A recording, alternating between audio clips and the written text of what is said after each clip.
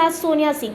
उत्तर प्रदेश में 2022 को लेकर सभी राजनीतिक पार्टियां अपनी तैयारियों में जुट गई हैं, चाहे वो कांग्रेस हो, बीजेपी हो, सपा हो या अन्य पार्टियां हों। इन्हीं सब पार्टियों में शामिल है समाज सेवक पार्टी, जिसके राष्ट्रीय अध्यक्ष रजनीकांत दुबे सर जी आज हमारे साथ मौजूद हैं, जो लखनऊ बार एसोसिएशन के अधिवक्ता भी हैं और स्टूडेंट लीडर भी रह चुके हैं। तो आज सर से ही बात करते हैं, कई मुद्दों पे चर्चा करनी है सर से। तो हम सर से पहले सर का स्वागत है। सर, हमारे चैनल में आपका बहुत बहुत स्वागत है। धन्यवाद मैडम। सर, सबसे पहले तो मेरा एक ये क्वेश्चन है कि जो अभी उत्तर प्रदेश में जनसंख्या नियंत्रण पर कानून लागू हुआ है, तो सर आपका इस पे क्या विचार है, आप इस पे क्या कहना चाहेंगे? मैं इस पर कुछ नहीं कहना चाहूँगा, केवल इतना कहना चाहूँगा कि सरकार को कानून बनाने का अधिकार है, सरकार ने कानून बनाया है, लेकिन कानून उन नेताओं पर, सारे नेताओं पर लागू होना चाहिए जिनके 2 से अधिक बच्चे हैं। ऐसा नहीं है कि केवल आज की तारीख से कानून लागू नहीं होना चाहिए, कानून उस तारीख से लागू होना चाहिए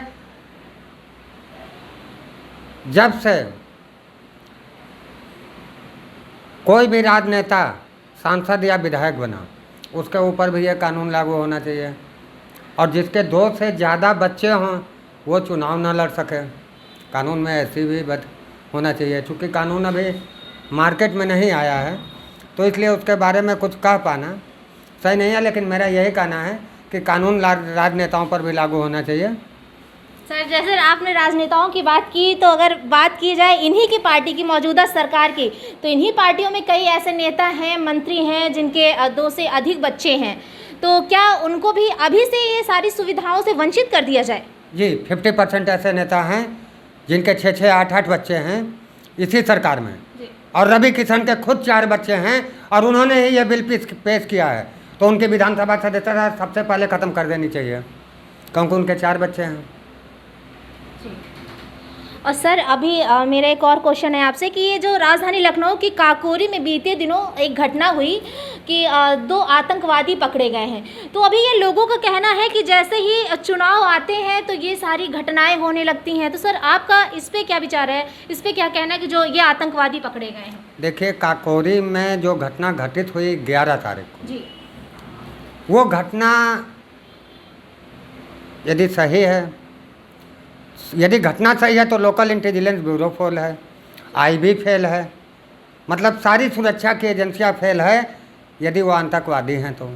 और यदि आतंकवादी नहीं हैं और ये राजनीतिक मुद्दा है, तो राजनीतिक मुद्दा सीधा है कि बीजेपी ने ग्राम पंचायत के चुनाव में प्रशासनिक जितनी गुंडाई कराई, उससे जनता का ध्यान हटाने के लिए उन्होंने इस वारदात को अंजाम दिया।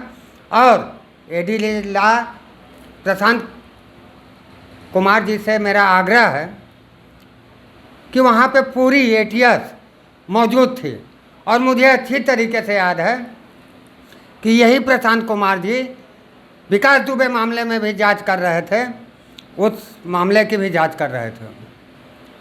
देखिए, सच्चाई कुछ और है, दिखाया कुछ और गया है। कल एक रिक्शा चालक पकड़ा गया है और जिन लोगों को काकोरी से पकड़ा था इन्होंने, उनके पास फटे हुए कपड़े थे, पहनने भर के कपड़े तक नहीं थे। यदि सच है कि ये लोग आतंकवादी हैं, रिक्शा चलाने वाला आतंकवादी है, कल वजीरगंज थाने में पत्रकारों का माइक तोड़ा गया, सब कुछ तोड़ा गया, यानी कि जनता को मालूम है कि ये सियासतन हिंदू मुस्लिम करने के लिए इस वारदात को अंजाम दिया गया है। अब सच क्या है?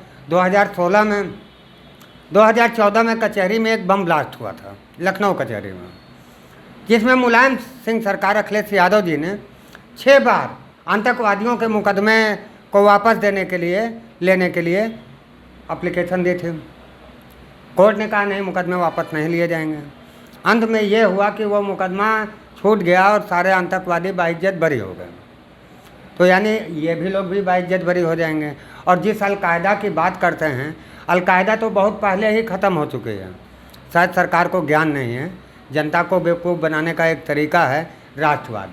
अभी ये पाकिस्तान के अलकायदा की बात कर रहे हैं, अभी ये चीन से युद्ध की बात करेंगे, तो ये कुल जनता को बेवकूफ़ बनाने की और सत्ता हासिल करने की नीति है।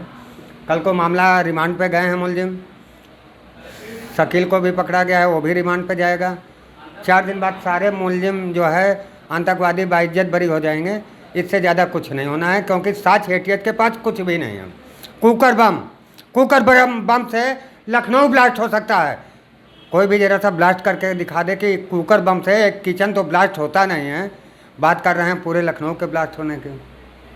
तो कहीं ना कहीं सर ये जैसे ही चुनाव आने लगा है और वैसे ये जनता को सारे मुद्दों से भटकाने के लिए घटनाएं ये की जा रही हैं। जी हाँ। और सर अभी जैसे कि ये ब्लॉक प्रमुख का चुनाव के ये नामांकन हुए थे, जिस चुनाव हुआ था तो उसमें सीतापुर में एक महिला के साथ जो है बहुत ही अभद्रता की गई, उसकी साड़ी खींची गई और जितने भी मंत्री नेता थे, यहाँ तक कि जितनी महिला मंत्रिमंडल में अध्यक्ष है, महिला है, मंत्री हैं, उन्होंने एक शब्द तक नहीं बोला इस घटना के बारे में। जी, सर आप क्या कहेंगे? मैं इस पर यह कहूँगा कि महाभारत को इन्होंने या तो देखा नहीं होगा, सुना नहीं होगा। लॉकडाउन में केवल रामायण दिखाई जाती थी, महाभारत नहीं दिखाई जाती थी, कौरव पांडवों की कथा नहीं सुनाई जाती थी।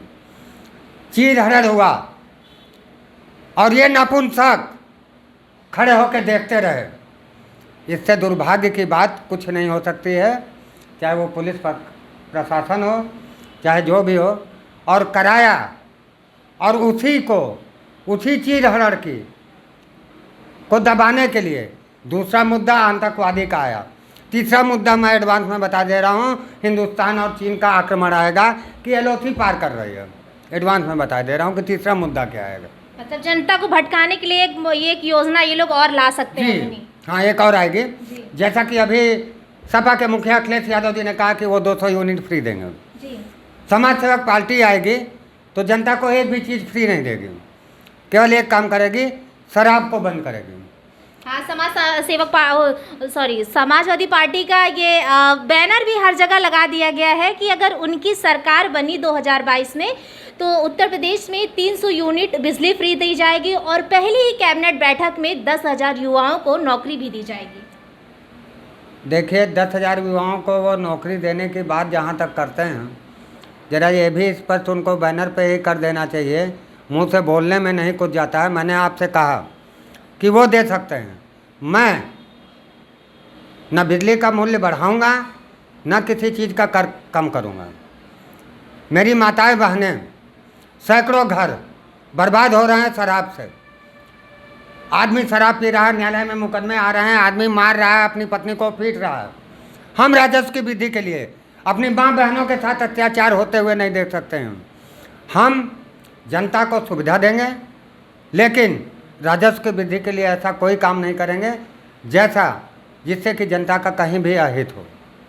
तो सर आपसे मेरा लास्ट क्वेश्चन है कि अगर आपकी 2022 में सरकार बनेगी, आप लड़ने वाले भी हैं कैंट विधानसभा से, तो अगर आपकी सरकार बनती है तो सबसे पहले और मतलब किन कार्यों को आप करेंगे कि जनता तक ये सबसे पहला काम मेरी पहली योजना रहेगी कि जनता को ये सारी चीज़ें करनी है? देखिए, 30 दिन के अंदर इस बात की मैं सौगंध खा के कहता हूँ, वचन नहीं देता हूँ कि महिलाओं के साथ कोई अपराध नहीं होगा।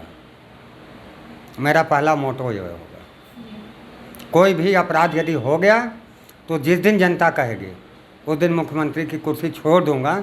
और लोग इस चक्कर में ना रहें। समाज सेवक पार्टी उसी तरीके से सत्ता में आ रही है जिस तरीके से बीजेपी ब्लॉक प्रमुख, जिला पंचायत सदस्य, चेयरमैन लेकर के आई है, उसी तरीके से सत्ता में आ रही है। सर साहब, आखिरी में आप जनता को क्या संदेश देना चाहेंगे और क्या कहेंगे कि आपको जनता एक मौका दे? मतलब देखिए, मेरी जनता से केवल यही अपील है कि सबको जनता ने एक बार नहीं, 2 बार नहीं, 3 बार नहीं, 4 बार देखा है। एक अवसर केवल समाज सेवक पार्टी को दे। उसके बाद जनता समाज सेवक पार्टी के अलावा किसी को चुनना ही नहीं पसंद करेगी। लेकिन बिना अवसर दिए मेरी काबिलियत ही बेकार है।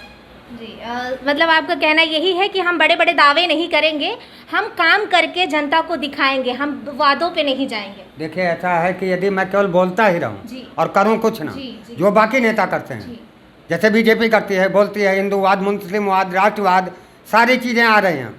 जैसे सपा कह रही है यूनिट फ्री कर देंगे। कहाँ से फ्री कर देंगे? बताएंगे कि कोरोना में कितने लोगों को उनकी पत्नी ने, चूँकि उनकी पत्नी भी सांसद रह चुकी हैं, और अखिलेश यादव जी ने कितने लोगों को कोरोना काल में आर्थिक सहायता प्रदान की है। वो गिनती की एक लिस्ट बना लें। वो ऑफिसरों की भी लिस्ट बना रहे हैं तो उसकी भी गिनती की लिस्ट बना लें कि कितने लोगों की उन्होंने मदद की है। सर का कहना है, सर हमसे बात करने के लिए आपका बहुत बहुत शुक्रिया। धन्यवाद मैडम। सर का यही कहना है कि जैसे सारी पार्टियों को जनता ने एक मौका दिया है, वैसे ही समाज सेवक पार्टी को एक मौका दें और हम काम करके दिखाएंगे, हम वादा नहीं करेंगे। वीडियो जर्नलिस्ट सलमान के साथ सोनिया सिंह, सो न्यूज़ 24 लखनऊ। अगर आपको ये हमारा वीडियो पसंद आया हो तो हमारी वीडियो को लाइक करें, चैनल को सब्सक्राइब करें, शेयर करें और हाँ, बेल आइकन दबाना ना भूलें।